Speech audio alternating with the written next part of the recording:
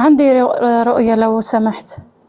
تفضلي. أنا في فترة يعني قبل 6 أو 7 أشهر تقريبا كنت شفت إني راكبة على عربة اللي بتكون في البوادي اللي بيجرها الحصان.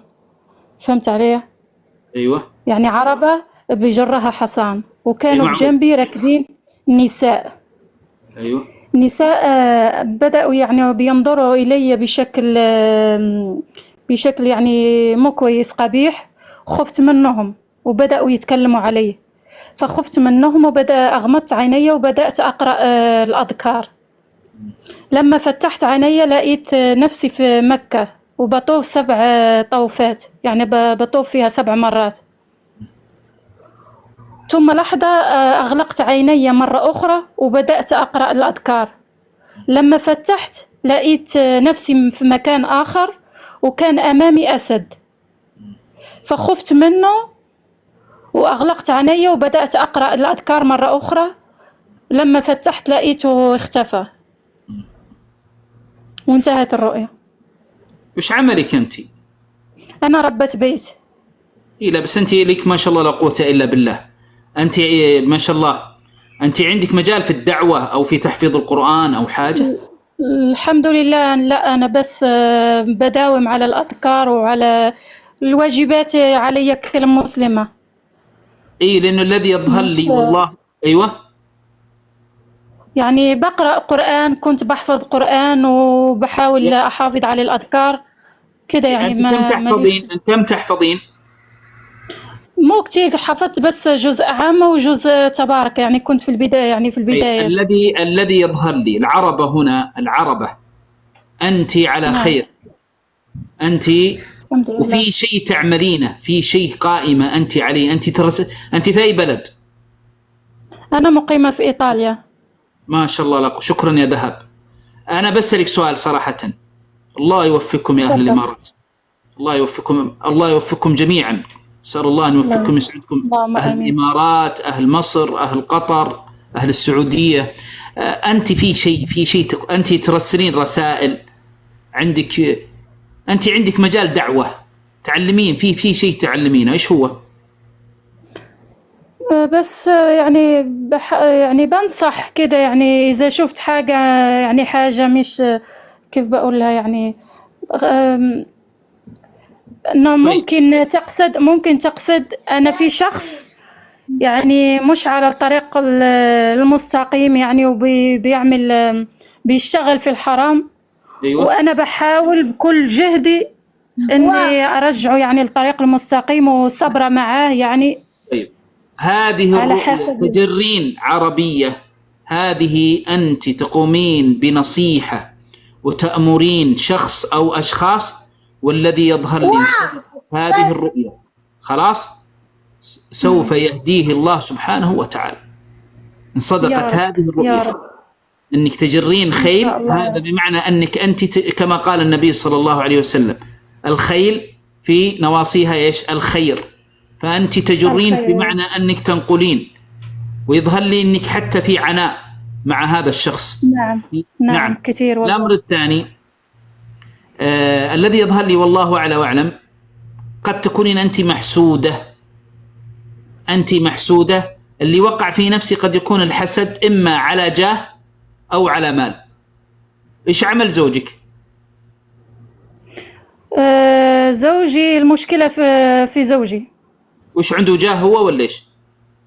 لا هو كيف أقول لك، يعني هو اللي بيشتغل في حرام والمشكلة مع زوجي يعني. طيب إيه، بس هو عنده مال؟ أيوة. يعني عنده مال غزير. نعم نعم نعم. هو شوفي، الذي يظهر لي والله أعلى وأعلم، أسأل الله رب العرش الكريم في هذه الساعة علما، تذكري كلامي بحول الله وقوته، بحول الله وقوته، أن الله سيصلح لك هذا الزوج. يا رب. يا رب. بس لا تيأسين وأنا أخوك، لا تيأسين. خلاص. الأمر الثاني الذي يظهر لي والله أعلى وأعلم، أنه الناس الحريم اللي حولك يحسدونك على مال زوجك، يحسدونك على مال زوجك، لأن قلتي أنت أسد، هذا دليل صاحب جاه ومال. نعم. أنت محسودة عليه. خلاص. ممكن أنت من نحسبك والله حسيبك ما ودك في هذا المال، لكن اللي حولك بعضهم ترى ما يفكر في المال سواء من حرام أو من حلال. أهم شيء والله صدقت يا شيخ.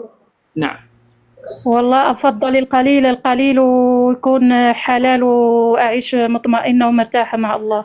الله أكبر الله أكبر. أسأل الله عز وجل أن يثبتك ويثبتنا معك، واصبري واحتسبي وأبشري بالخير إن شاء الله.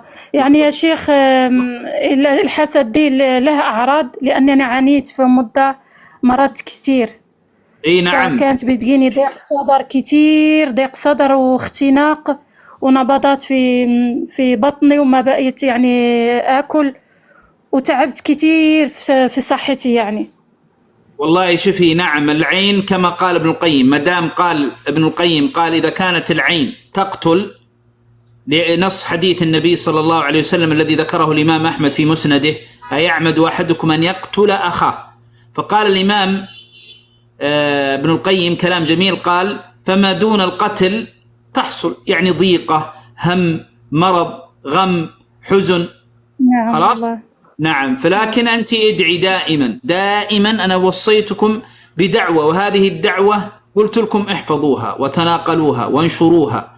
هذا من هدي النبي صلى الله عليه وسلم. حتى الإنسان عندما يقول هذه الدعوة تروه يكسب أجر، لأنها من فم الرسول صلى الله عليه وسلم: اللهم بارك لي، يعني فيما خصيتني واختصيتني من نعم، ولو تعرفون النعمة اللي أنت محسودة فيها سميها، وأذهب عني حر العين وبردها ووصبها.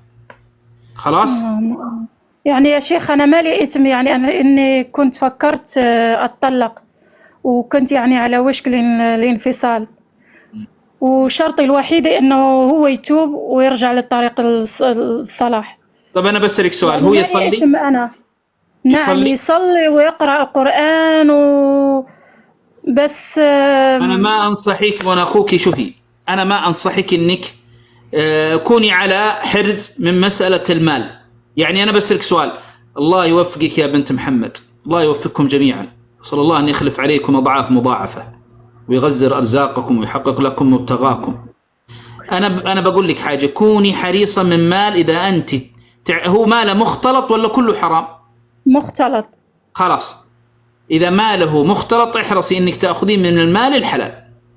نعم. وقولي لا تستحين منه، قول: شوف المال اللي حرام أنا يعني في وجه، أنا يعني لا تقولين في وجه الله لأنه ما يجوز، قل: أنا أسألك بالله ابعدني عن المال الحرام.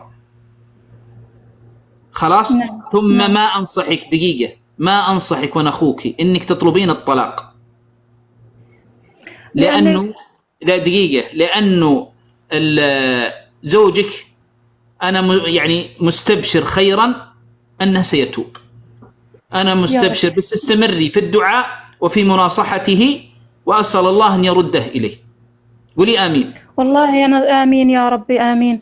والله أنا طلبت الطلاق بعد 11 سنة زواج، وحاولت معاه بكل الطرق. أنا علمتك وأنا أخوك، قلت لك إذا الرجل يصلي وعنده مال مختلط ابعدي عن، استمري في نصحه إن شاء الله والدعاء له، وابتعدي عن المال الحرام إن شاء الله. نعم يا شيخ، شكرا كثيرا، شكرا، جزاك الله ألف خير. إياك.